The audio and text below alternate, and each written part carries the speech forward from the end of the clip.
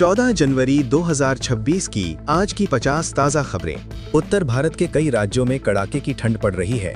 Delhi, UP, Bihar और राजस्थान में तापमान सामान्य से नीचे दर्ज किया गया। प्रशासन ने बुजुर्गों और बच्चों को सावधानी बरतने की सलाह दी है। केंद्र सरकार ने युवाओं के लिए एक नई रोजगार प्रोत्साहन योजना शुरू करने की घोषणा की है। इस योजना के तहत निजी कंपनियों को नए कर्मचारियों की भर्ती पर आर्थिक सहायता दी जाएगी। आरबीआई ने मौद्रिक नीति बैठक में ब्याज दरों को फिलहाल स्थिर रखने का फैसला किया। बैंक ने कहा कि महंगाई पर नियंत्रण और आर्थिक स्थिरता उसकी प्राथमिकता बनी हुई है। आज शेयर बाजार की शुरुआत सकारात्मक रही।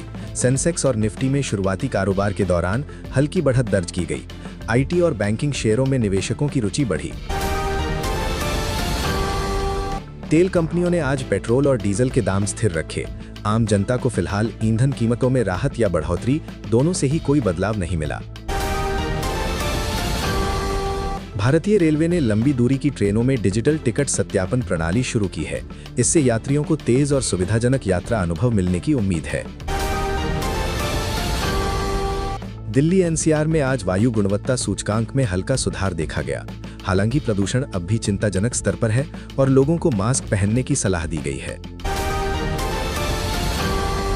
देश के विभिन्न राज्यों के किसानों ने फसल बीमा योजना में सुधार की मांग की है।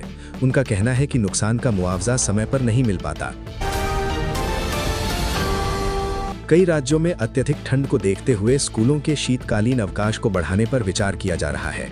शिक्षा विभाग जल्द निर्णय ले सकता है। भारत में डिजिटल लेन देन का आंकड़ा लगातार बढ़ रहा है। यूपीआई और मोबाइल वॉलेट का उपयोग शहरों के साथ साथ ग्रामीण क्षेत्रों में भी तेजी से बढ़ा है। मौसम बदलने के कारण सर्दी, खांसी और फ्लू के मामले बढ़ रहे हैं। स्वास्थ्य विभाग ने लोगों से साफ सफाई रखने और भीड़ से बचने की अपील की है। भारतीय क्रिकेट टीम ने आने वाली अंतर्राष्ट्रीय सीरीज के लिए अभ्यास शुरू कर दिया है।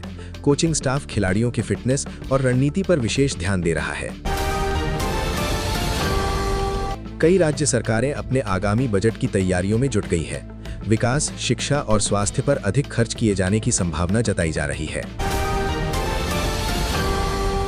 आज सर्राफा बाजार में सोने और चांदी की कीमतों में हल्का उतार चढ़ाव देखा गया। निवेशक वैश्विक संकेतों पर नजर बनाए हुए हैं।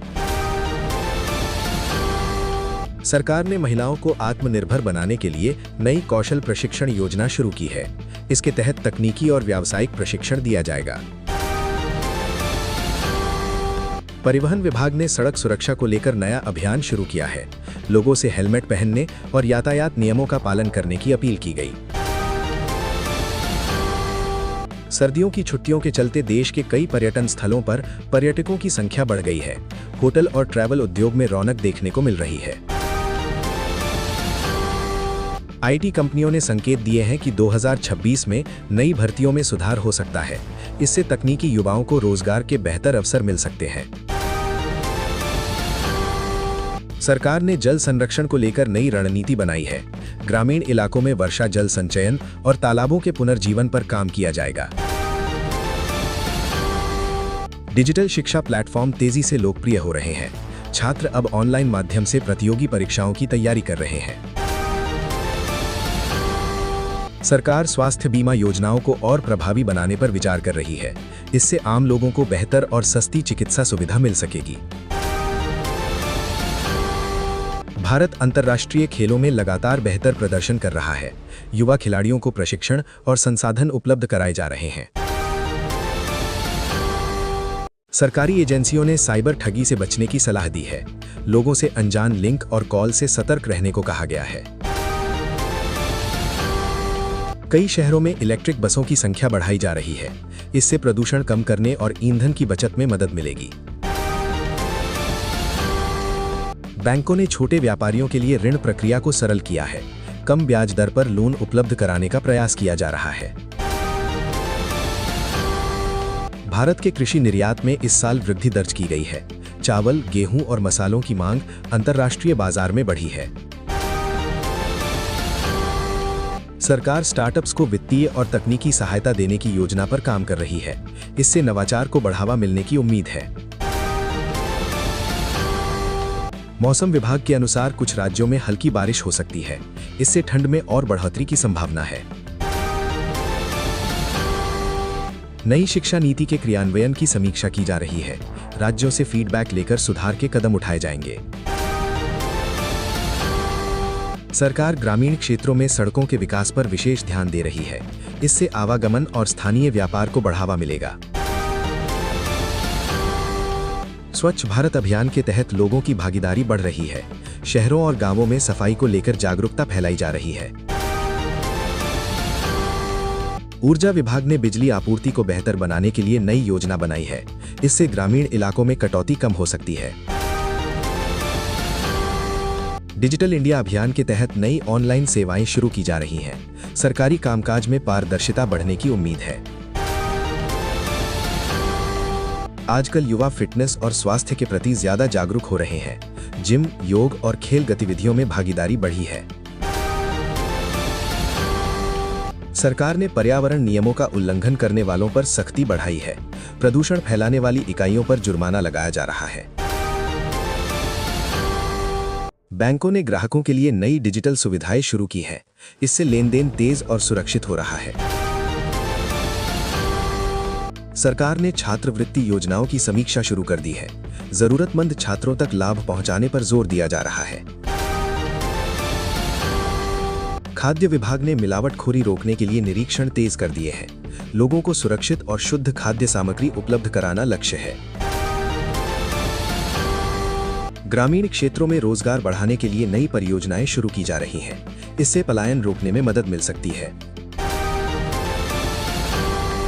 स्वास्थ्य विभाग ने पारिवारिक स्वास्थ्य को लेकर जागरूकता अभियान चलाया है।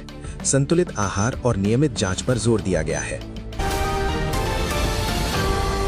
सरकार घरेलू पर्यटन को बढ़ावा देने के लिए नई योजनाएं बना रही है। इससे स्थानीय अर्थव्यवस्था को फायदा मिलने की उम्मीद है। अब ज्यादा सरकारी सेवाएं ऑनलाइन उपलब्ध कराई जा रही हैं। नागरिकों को ऑफिसों के चक्कर नहीं लगाने पड़ेंगे। स्कूल स्तर पर खेल प्रतिभाओं की पहचान के लिए विशेष कार्यक्रम चलाए जा रहे हैं। इससे भविष्य के खिलाड़ियों को मौका मिलेगा। सरकार ने बुजुर्गों के कल्याण के लिए नई योजना की घोषणा की है। इसमें स्वास्थ्य और पेंशन सुविधाएं शामिल होंगी। किसान नई कृषि तकनीकों को अपना रहे हैं। ड्रोन और स्मार्ट सिंचाई से उत्पादन बढ़ाने में मदद मिल रही है। महिला सुरक्षा को लेकर पुलिस ने विशेष अभियान चलाया है। सार्वजनिक स्थानों पर निगरानी बढ़ाई गई है। शिक्षा की गुणवत्ता सुधारने के लिए शिक्षकों के प्रशिक्षण कार्यक्रम आयोजित किए जा रहे हैं। नई शिक्षण विधियों पर जोर है। जलवायु परिवर्तन को लेकर विशेषज्ञों और सरकार के बीच चर्चा जारी है। दीर्घकालीन समाधान पर काम किया जा रहा है। अब छोटे शहरों में भी डिजिटल सेवाओं का उपयोग बढ़ रहा है। ऑनलाइन भुगतान और सेवाएं आम हो गई हैं। सरकार ने विकास योजनाओं में नागरिकों से सहयोग की अपील की है। जन भागीदारी से देश को आगे बढ़ाने का संदेश दिया गया है।